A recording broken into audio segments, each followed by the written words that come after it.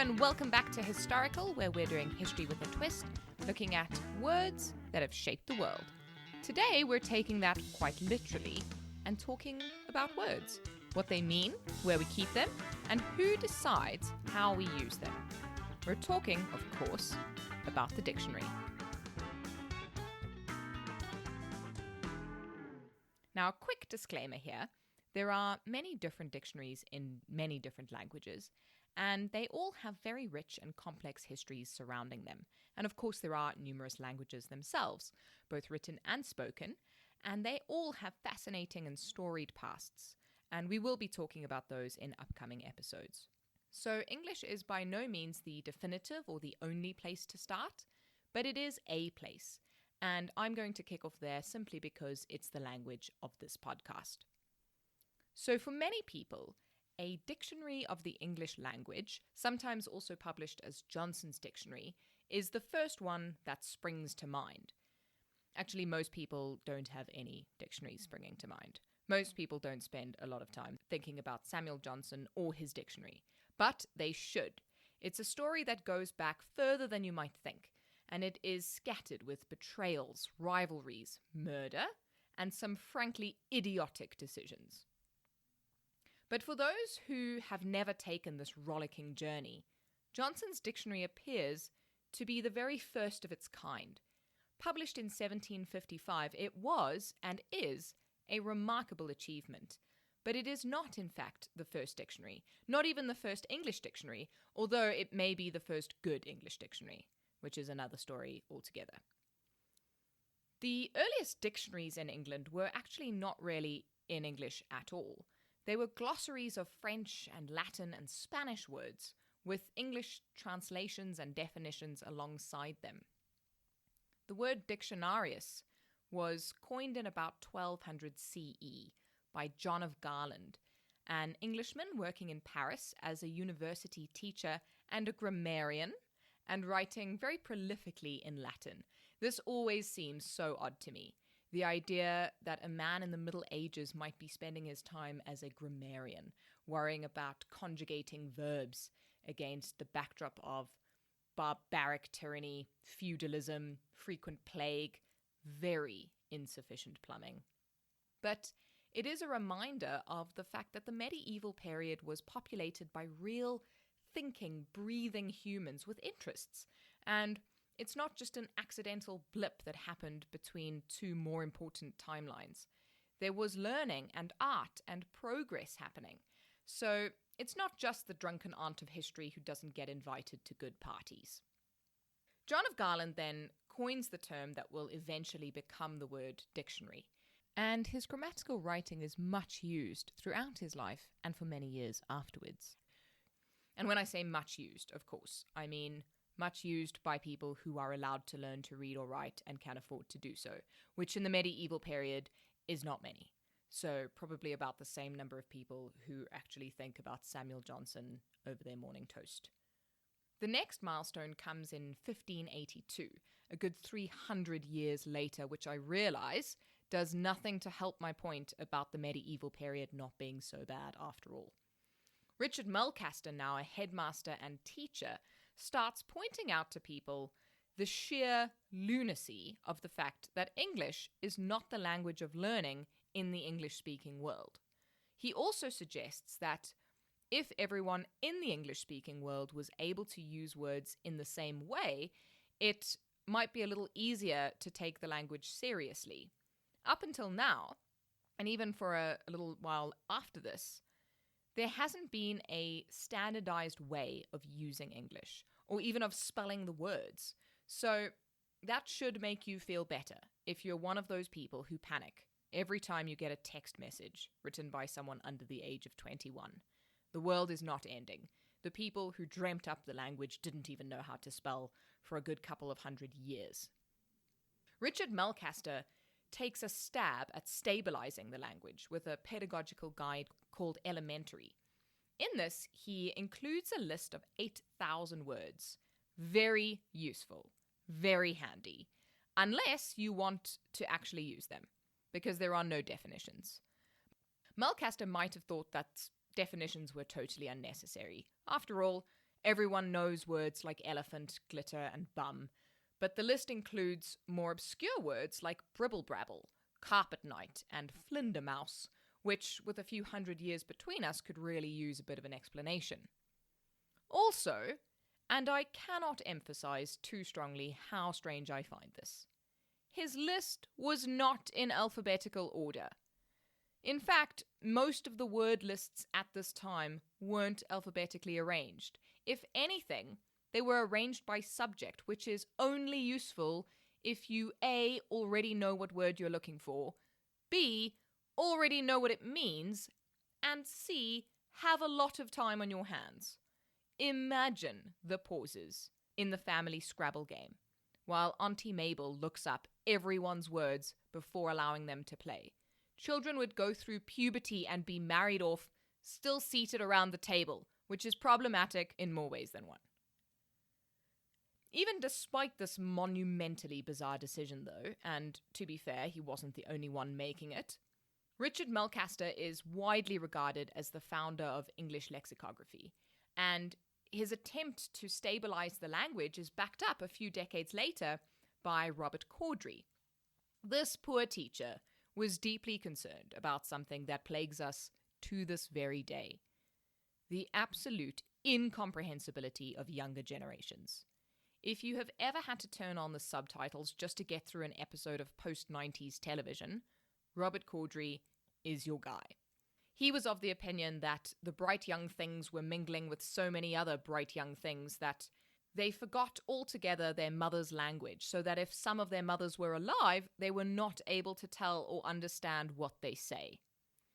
And so he created his seminal work, the first text that we know of, to really resemble the English dictionary as it is today, the Table Alphabetical.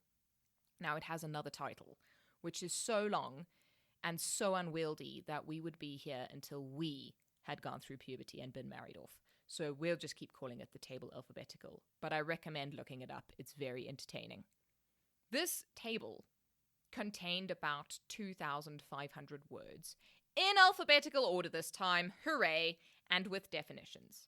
The idea of alphabetical order was so mind-blowing to people at the time that the Table Alphabetical actually contains instructions explaining that words beginning with A are at the front, and words starting with V are nearer the end. Madness.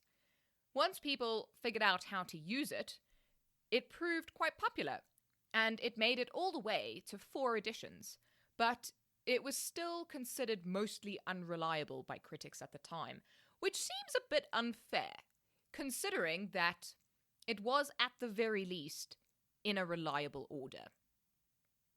Now, 12 years after Corddry's first publication, things really start hotting up. Thomas Blount released his dictionary, the Glossographia, complete with more than 10,000 words and more detailed definitions than any before. This was picked up by a man called Edward Phillips, who seems to have liked it so much that he pinched most of it and republished it as his own work, called The New World of English Words, or a General Dictionary. This set off, if you can believe it, a battle so fierce that interest in dictionaries skyrocketed. Again, there wasn't much to do of an Eve in the days before Game of Thrones and Doctor Who. The two men argued back and forth in a kind of pre-digital age Twitter battle, and in the end, unfortunately for Blount, he died, giving Phillips a de facto victory in this feud, and a victory that most people consider to be largely undeserved. The next big breakthrough is the one that we all know and love, Samuel Johnson. He was contracted by a group of dissatisfied booksellers who seemed to have decided it was high time to take the matter of standardized English into their own hands. Now, I imagine that they were tired of giving refunds for less comprehensive dictionaries, which turned out to be missing the word the buyer actually wanted. Samuel Johnson took 7 years to complete his great work, and it was a great work. But it's not one without its quirks. He allowed small traces of his personality and views to leak into the words, preserving forever snippets of himself between the many pages. One of the more delightful aspects of this, unless, of course, you are French, is his absolute disdain for the francophone aspects of English. He left most of them out and dismissed the others in their definitions. For example, finesse he called an unnecessary word that is creeping into the language. Monsieur he called a term of reproach for a Frenchman, and ruse a French word neither elegant nor necessary. Fortunately, this all means that we have a ready-made dictionary we can reinstate sans francophone words should Brexit ever really fully take hold and the French ask for all their words back. If anyone listening is French, it might lift your spirits to know that the Scottish don't fare very much better.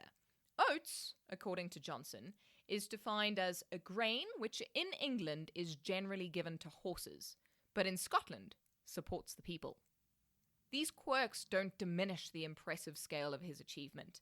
Indeed, many, including myself, might argue that they increase it, as the dictionary he produced manages to revolutionize the form and capture something of the author at the same time. Add this to the fact that Johnson almost certainly suffered from undiagnosed and untreated Tourette's, and you really get a sense of how remarkable this work was. It's unsurprising then that it stood unrivaled for about 173 years until the Oxford English Dictionary finally arrived to take centre stage. This volume, the OED, is a household name now, and some form of it exists on the shelves of many English-speaking homes. And this is where our saga of words gets really weird, because as welcome as this book is in much of the English-speaking world, the same cannot be said to be true of one of its main contributors. The OED took nearly 50 years to complete, and one of the reasons it was ultimately able to be so vast and so thorough was because the editors realized early on that the task was simply too enormous for any one man, or even for a small group. They invited members of the public to send through examples and quotations of words as they came across them whilst reading. And one man answered this call with particular gusto.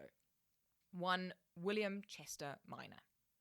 American-born and Yale-educated, Minor had served as a surgeon in the Union Army during the American Civil War. His mental health went into serious decline, perhaps as a result of seeing the horrors of war close up, and he was committed to a lunatic asylum, as mental hospitals were then called, in Washington in 1868. A year and a half later, he was showing no sign of improvement and relocated to London, hoping that the change would help his condition. This is really common in those years before mental illness, or indeed illness of any kind, is properly understood, for people to try a change of air or a change of scenery or environment to try and cure whatever underlying condition they found themselves with. Unfortunately, this did not help, and often it didn't.